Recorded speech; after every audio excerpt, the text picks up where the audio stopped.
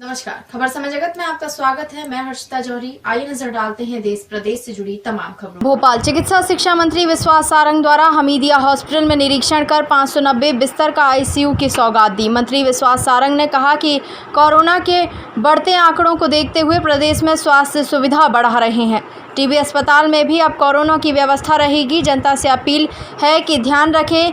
पूर्व मंत्री जीतू पटवारी, पीसी शर्मा और कुणाल चौधरी के कल हरदा दौरे को लेकर कहा कि मुझे नहीं मालूम क्या कहा।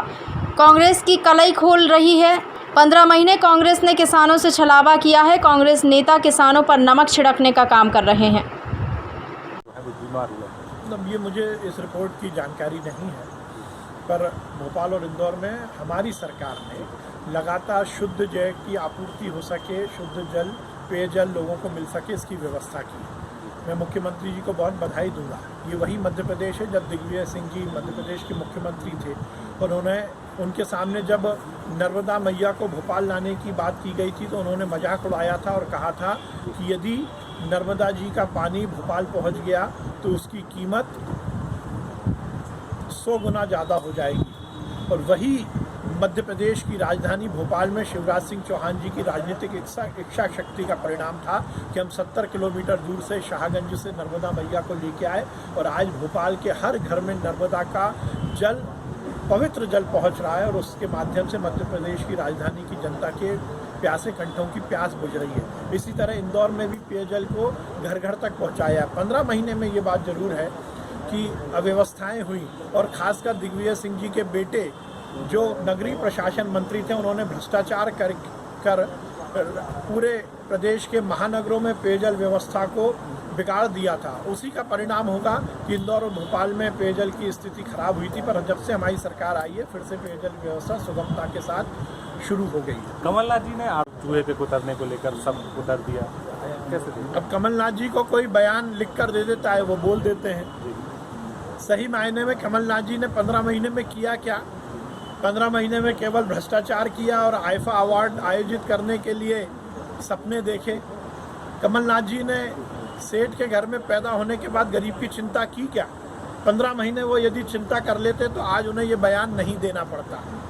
कमलनाथ जी, आपको मध्य प्रदेश की स्थिति पर बयान देने का अब हक नहीं है, क्योंकि आपने मध्य प्रदेश में 40-45 साल तक राजनीति तो की, मध्य प्रदेश से पैसा तो कमाया, परंतु कोरोना संकट में आप 1 रुपये भी अपने खीसे से खर्च करने की हिम्मत नहीं जुटा पाए। मैं पहले भी कह चुका हूं कि सेठ कमलनाथ चाहते तो मध्य प्रदेश में एक बड़ा कोरोना के इलाज के लिए अस्पताल अपने पैसे से खोल देते, पर हवाई जहाज खरीदने के लिए पैसा तो है कमलनाथ जी के पास, और गरीब के इलाज कराने के लिए पैसा नहीं है। सर कि ड्रग्स इस समाज का सबसे बड़ा कैंसर है, पर हमने एक कैंपेन चलाया है कि बॉलीवुड में डोप टेस्ट होना चाहिए। मुझे इस बात की बहुत प्रसन्नता है कि मेरा ये मुद्दा उठाने के बाद पूरे देश में इसका समर्थन मिल रहा है। फिल्म इंडस्ट्री, बॉलीवुड का एक बड़ा सेक्टर हमारे साथ आकर खड़ा हुआ है और जिस प्रकार से मीडिया के माध्यम से सुशांत सिंह मौत के मामले में और उसके बाद ड्रग्स का इन्वॉल्वमेंट जिस प्रकार से बॉलीवुड में हमें देखने को मिल रहा है, तो ये अवश्यम भावी हो गया है कि बॉलीवुड में डोप टेस्ट कराया जाए। ड्रग को रोकने के लिए, इस कुरीति को रोकने के लिए ये सुनिश्चित किया जाए कि बॉलीवुड में काम करने वाला कोई भी अभिनेता और अभिनेत्री अब ड्रग्स लेने की हिम्मत ना जुटा पाए। जिस प्रकार से बड़ी बड़ी शख्सियतों का नाम ड्रग्स के मामले में लिया जा रहा है, चाहे वो दीपिका पादुकोण हो या और बड़ी बड़ी अभिनेत्री, ये निश्चित रूप से बहुत शर्मनाक और दुर्भाग्यपूर्ण है। वो सेगमेंट बॉलीवुड का जो कि समाज के एक बड़े तबके का आइकॉन होता है, उसको फॉलो करने वाले इस देश में बहुत सारे युवा हैं, और ऐसे यदि सेगमेंट ड्रग्स में जुड़ा है तो निश्चित रूप से समाज के लिए एक बड़ी कुरीति है।